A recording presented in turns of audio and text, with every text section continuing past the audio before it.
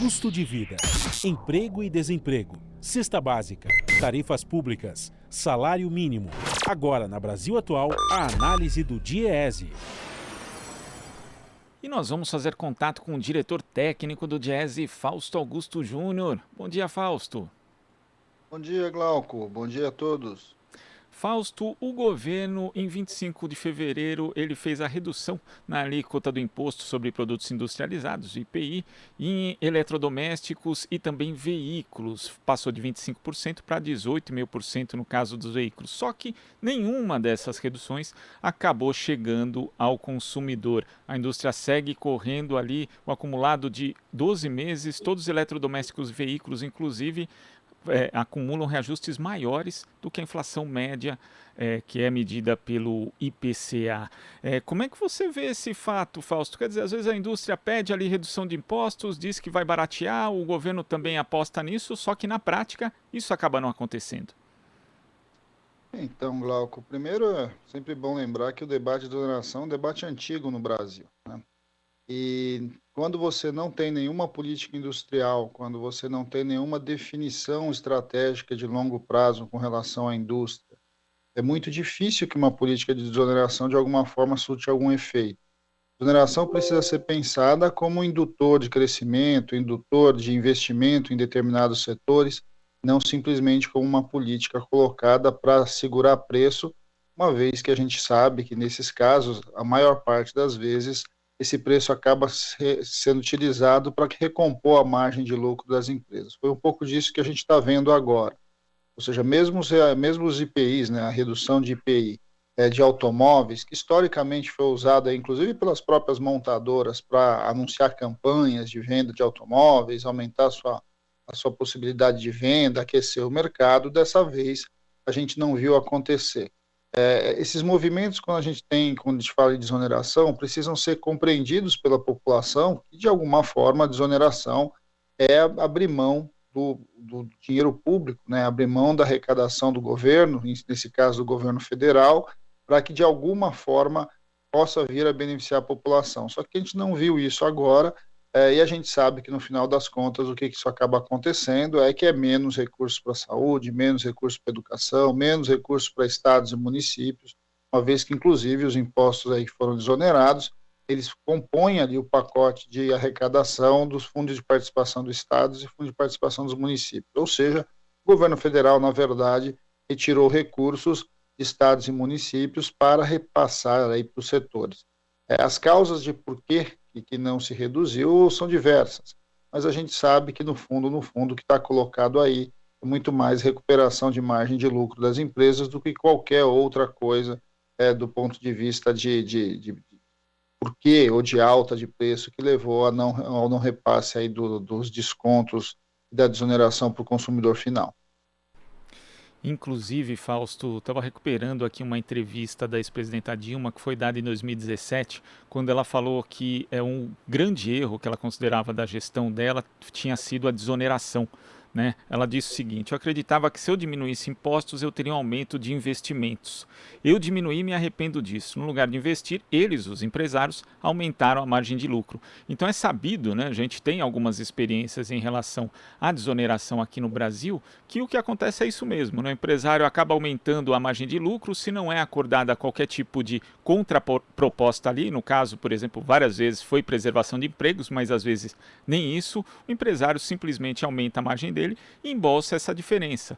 E mesmo com todas essas experiências pregressas que a gente tem em governos distintos, ainda continua se usando essa tática de baixar imposto, reduzir imposto para empresário, e nunca chega, na verdade, qualquer tipo de benefício para a população de uma forma geral, Fausto. Esse é o debate que a gente precisa travar na nossa sociedade, Glauco, inclusive do ponto de vista da população compreender. Há um discurso que se baixar imposto você reduz preço, se baixar imposto você gera emprego, se baixar imposto você melhora a economia, quando na verdade o que a gente vem assistindo já há um bocado, aí, desde que há um movimento aí nessas mudanças de questão tributária a partir de uma lógica liberal, é que a baixa de impostos na verdade não tem se traduzido nem de um lado em baixa de preços, nem de outro em melhoria da economia e melhoria dos serviços públicos. Ao contrário, você, na verdade, retira recursos do poder público para fazer política social, para fazer políticas diversas, né? E você simplesmente transfere para a iniciativa privada e normalmente não repassa isso para o consumidor. Não é aqui que nós não devemos ter nenhum tipo de desoneração, ao contrário, é importante que a desoneração seja utilizada, é importante que a gente tenha uma política tributária que incentive, que de alguma forma defina o caminho aí que a gente gostaria de ver a nossa indústria produzindo, mas isso precisa estar envolto em uma política industrial séria, uma política industrial que tenha como finalidade a melhoria do produto, que tenha como finalidade o investimento em ciência e tecnologia, em pesquisa e desenvolvimento, na produção aqui no Brasil, porque muitos desses produtos hoje vêm perdendo muito da sua participação aqui nacional e vem importando mais do que produzindo. Ou seja, quando a gente fala em desoneração, ele precisa estar, de certo modo, envolvido em toda uma discussão de política industrial que o atual governo, na verdade, rechaça. Para ele, a melhor política industrial é a não existência de política industrial. E aí a gente está vendo o que está acontecendo com a nossa indústria. Nossa indústria vai sendo desmontada, vai sendo substituída por importados, os empregos industriais vêm sendo diminuídos a cada ano, a participação do PIB da indústria vem sendo reduzido, e simplesmente, quando aparece aí a questão da desoneração, aparece de maneira oportunista, aparece de maneira eleitoreira, num cenário de inflação bastante complicado, da qual o governo tem bastante culpa, em especial porque a gente sabe que a questão da inflação está muito vinculada ao preço dos combustíveis, e aí a ideia aí da tal nova política de preços da Petrobras tem tudo a ver com isso.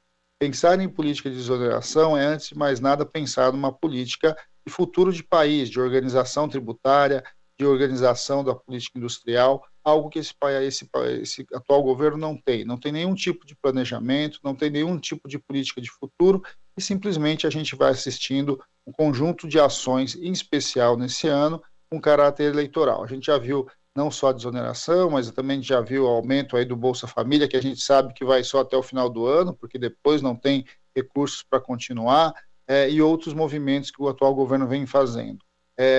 Olhar para esse cenário significa que a gente precisa pensar para frente. Pensar para frente é saber como gastar o dinheiro público e gastar o dinheiro público de maneira eficiente e que induza o Brasil para um crescimento. Agora, a gente tem a ausência dessas políticas públicas e tem também o comportamento, a postura do empresariado, Fausto. Até pegando mesmo como exemplo essa experiência do primeiro governo da ex-presidenta Dilma. Houve ali a desoneração, mas não foi só a desoneração. Houve uma projeção ali de baixa da taxa de juros, também a liberação de crédito para a indústria. Enfim, houve ali o cumprimento do que a Laura Carvalho até chama no livro dela, A Valsa Brasileira, de agenda Fiesp, quando os empresários foram atendidos dizendo, olha, o governo vai dar condições aqui para vocês poderem investir, mas esse investimento do empresariado brasileiro nunca veio, né? Então tem que existir também uma repactuação, Fausto, em relação da relação do governo com a classe empresarial brasileira, porque senão a gente não vê, né, aquilo que o Keynes chamava de espírito animal, de você fazer ali o investimento para projetar um lucro ali na frente. Parece que é tudo para agora, é tudo otimização de custos e tudo para apresentar um balanço ali que você consiga ganhar na Bolsa de Valores. É necessário discutir isso também, a postura do empresariado brasileiro?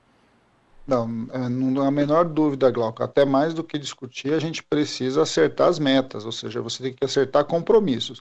Você tem a baixa de imposto, você tem que ter o compromisso do outro lado de efetivar ali a sua parte.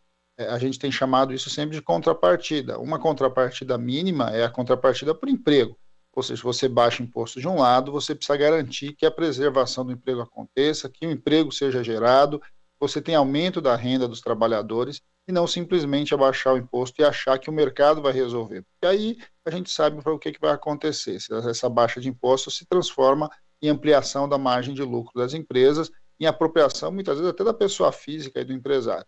A gente sabe que o movimento que precisa ser feito de grande pactuação passa por acordos, e esses acordos precisam ter compromissos e precisam ser selados a partir de metas e a partir de contrapartidas. Acho que esse é um debate que a gente tem que fazer e precisa ser feito. Agora, é sempre bom lembrar, né, Glauco, as desonerações ali do governo Dilma foram desonerações focadas, mas que no Congresso Nacional também ganharam um tamanho muito aquém, muito além do que se esperava. No início, você tinha desoneração para 8 setores, que de repente se transformaram em 58 setores. E aí fez parte da chamada pauta-bomba ali do então momento de debate ali do presidente da Câmara. Então, quando a gente vai olhando também A questão da desoneração ela vai funcionando a depender de como o Congresso a entende, como política para si e não política para o país. Então, esse debate de como a gente vai lidar com a carga tributária precisa ser melhor discutido. A gente tem um debate bastante importante tramitando no Congresso, que é o debate da reforma tributária justa e solidária, que de alguma forma faz esse debate. Nós precisamos fazer uma discussão séria nesse país, que os mais ricos precisam pagar os impostos e desonerar, sim, os mais pobres. Não o produto, mas os mais pobres. É importante que a gente desonere a produção, que a gente desonere o consumo, mas você, em compensação, compense essa desoneração com aumento de imposto sobre a renda. Este é o debate principal que a gente tem que fazer quando a pauta é tributária. Porque senão a gente fica simplesmente fazendo arremedos, mudanças aqui, pequenas mudanças ali, e no final das contas acabam sendo engolidas aí pelo próprio sistema, engolidas por um empresário que muitas vezes não tem interesse algum em investir no país, mas na verdade o único interesse que ele tem é aumentar os seus ganhos, aumentar os seus lucros. E é claro, no momento como a gente tem aí de retomada, aí no meio da pandemia, nesse final de pandemia que a gente está assistindo, era esperado que você assistisse e o empresariado em geral se apropriasse desses ganhos tributários.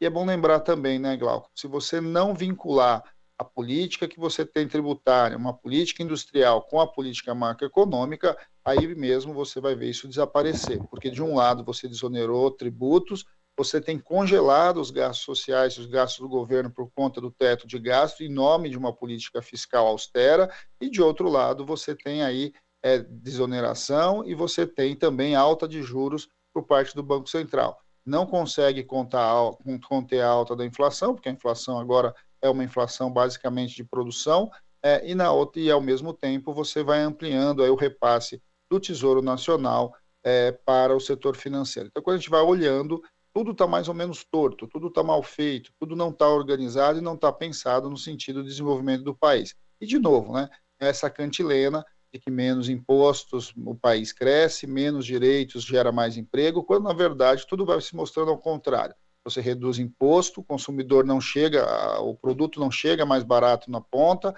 não há aumento da produção, ao contrário, há redução da produção.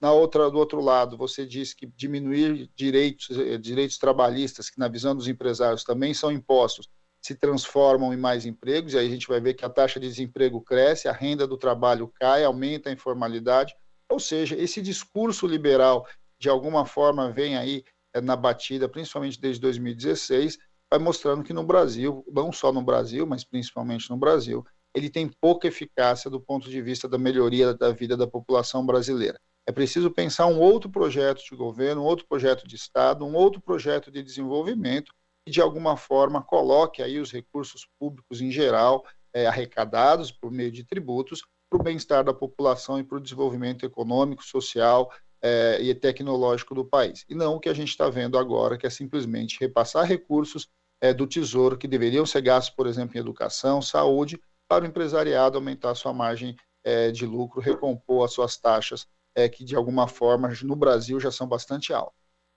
E o que eu fico pensando, ouvindo você falar, Fausto, principalmente nessa questão da alta da taxa de juros, como é contraproducente o governo na prática apostando ainda mais no mercado consumidor deprimido para conter a inflação, ou seja, prejudicando os mais pobres, o quão difícil vai ser no eventual novo governo lidar com a conjugação de política fiscal e política monetária, sendo que o presidente do Banco Central atual tem mandato até o fim de 2024. Então vai ser necessário aí muita mobilização da sociedade, inclusive, para garantir que a gente tenha uma política macroeconômica e políticas sociais também orientadas para a redução das desigualdades, para a gente recuperar esse tempo que foi perdido nos últimos anos, Fausto. Mais do que tempo perdido, né, Glauco? A gente teve uma destruição produtiva. O Brasil hoje tem menos empresas produtivas do que tinha antes ali de 2016. De alguma forma, a crise que o Brasil enfrenta é uma crise grave, um processo efetivo de desindustrialização, e é preciso mudar a política. Mudar a política passa também, inclusive, por isso. Você tem que colocar a política macroeconômica a serviço de desenvolvimento produtivo, a serviço de mudar a nossa pauta. O atual governo aposta num Brasil agroexportador, um Brasil que basicamente vai produzir grãos e produzir minério, algo que tem baixo valor agregado, sabe que isso aumenta a nossa dependência, não cria empregos de qualidade, Nós precisamos inverter essa pauta. Nessa nova pauta, não há a menor dúvida que o debate da indústria, da reindustrialização do Brasil, que o debate do investimento em ciência e tecnologia, e aí isso passa pelas nossas universidades, passa pela criação dos centros de pesquisa, tudo isso foi desmontado ao longo desse governo. De alguma forma vai ser bastante custoso remontar tudo isso. Mas importante é começar, né? Nós precisamos mudar essa pauta, nós precisamos inverter essa política atual e reconduzir o Brasil para um caminho do seu crescimento e do seu desenvolvimento econômico e social. Algo bastante longe do que a gente está vendo hoje.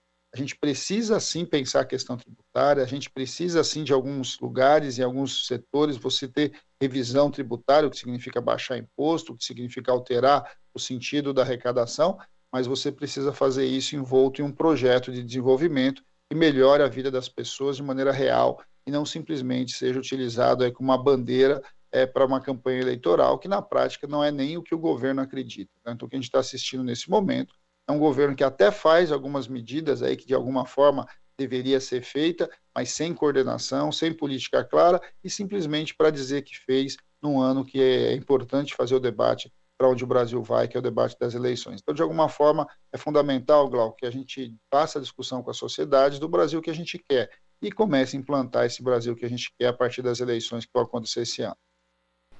Fausto, queria agradecer a sua participação aqui no Jornal Brasil Atual de hoje. Muito obrigado pela sua análise e até a próxima. Até a próxima, Glauco. Bom dia a todos novamente. Bom dia. Conversamos aqui com o diretor técnico do Diese, Fausto Augusto Júnior. Você está ouvindo Jornal Brasil Atual. As notícias que os outros não dão.